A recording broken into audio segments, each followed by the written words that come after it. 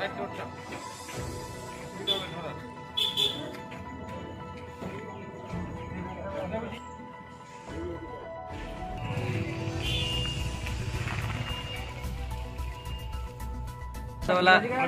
বললো যে আমি বাড়ি থেকে হসপিটালের দিকে বেড়াতে যাচ্ছি, তারপরে ও নিখোঁজ একবারে, আর খুঁজে পাওয়া যায় কাল সন্ধ্যাবেলা না, পরশু দিন 26/10/2020।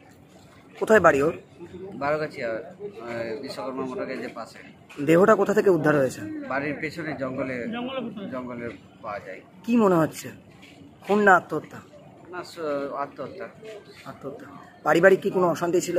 না না না, পারিবারিক সেরকম কোনো অশান্তি ছিল। তো আত্মহত্যা করার কারণ কি কি থাকতে পারে?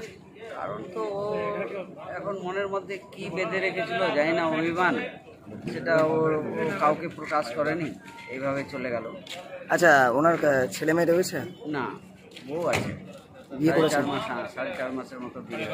স্ত্রীর সাথে কি কোনো ঝগড়া অশান্তি? ছোটখাটো তো প্রত্যেক পরিবারে হয়, এখন যদি সেটা নিয়ে যদি ও ভেবে থাকে নিজেকে, তাহলে তো সেটা আমাদের কি নাম ওনার?